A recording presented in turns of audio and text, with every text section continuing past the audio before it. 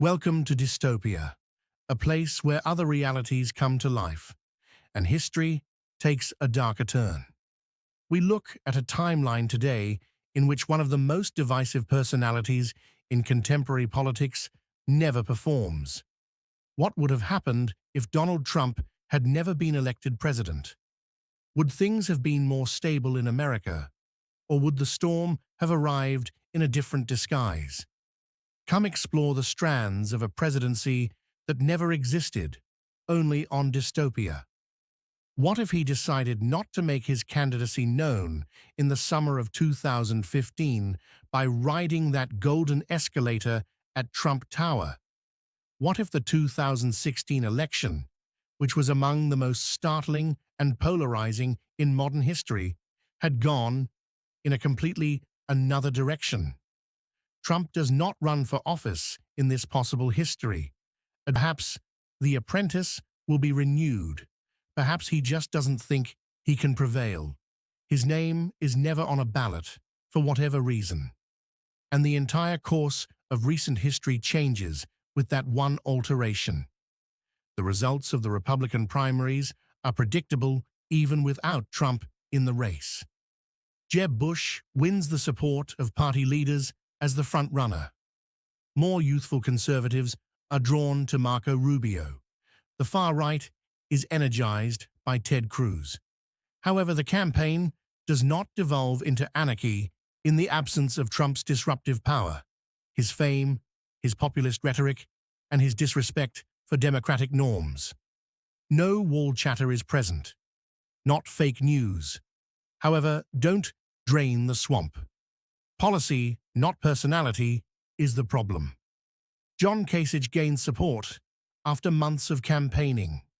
His calm personality, centrist attitude, and Ohio managerial experience make him appealing to both independents and middle-ground Republicans. When Trump is absent, the angry populist base never really ignites. Fair coverage is given by the media. There is less fervor in the disputes. Later, Kasich receives the Republican nomination.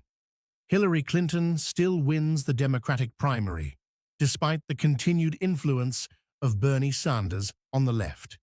Between Kasich and Clinton, the general election becomes a far more traditional contest. Experience versus pragmatics. It's a close contest. In this version of events, however, Hillary Clinton prevails. She becomes the first female president of the United States on November 8, 2016. The response is strong. For millions, it's a long-awaited triumph and a historic moment. It's a devastating setback for others, particularly conservatives who had hoped for change. However, the world continues to exist. Washington's wheels continue to turn, slowly and reliably. Building on Barack Obama's legacy is the main goal of Clinton's presidency. There is protection for the Affordable Care Act. Regulations pertaining to climate change are reinforced.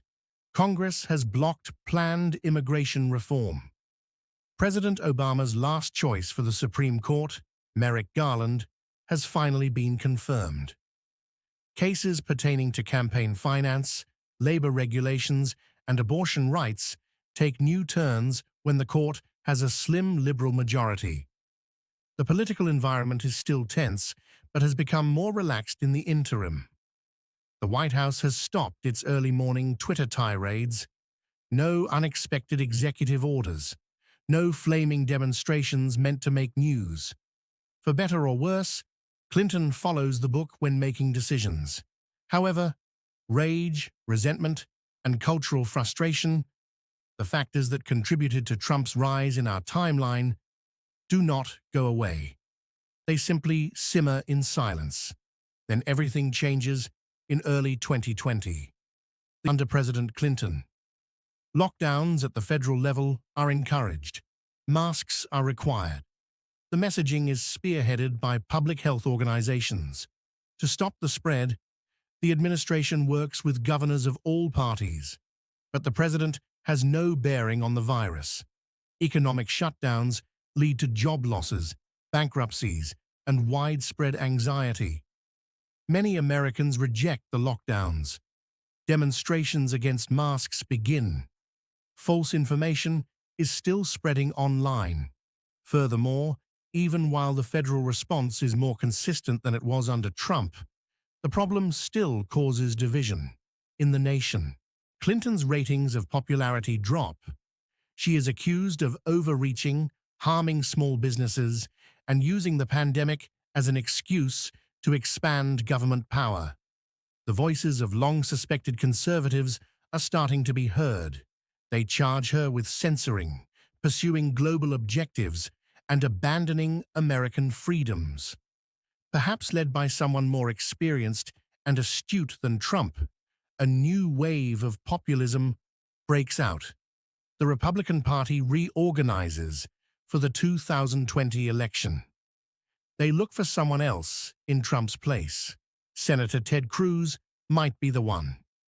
Perhaps a new governor like Ron DeSantis is the cause. Or perhaps it's a surprise. Someone who has been observing, anticipating, and getting ready to channel the same fury that once made Trump a powerful figure. The 2020 election is cruel. Americans are pushed to the limit by the economy, the pandemic, and the cultural gap. Clinton's country is more vulnerable now than it was 4 years ago, regardless of whether she is re-elected.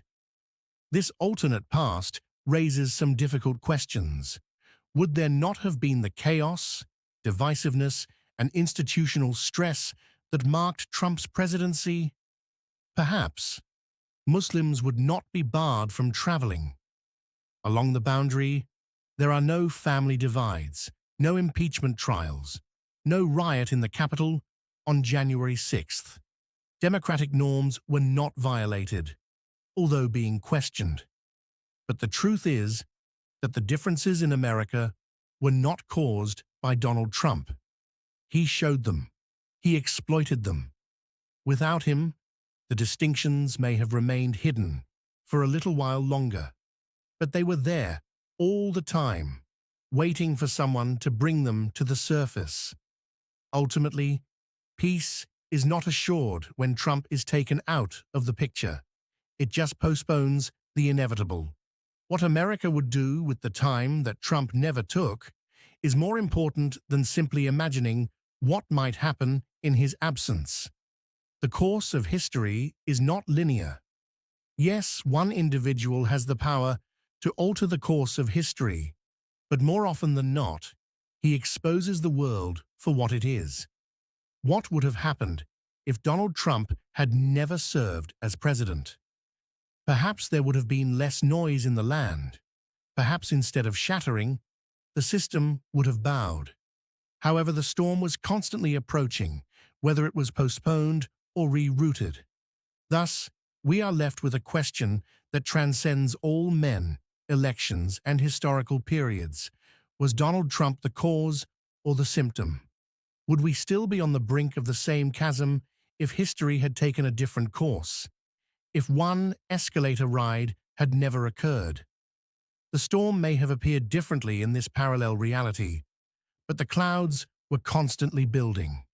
Because history doesn't question what may have been in the end. It awaits our next course of action.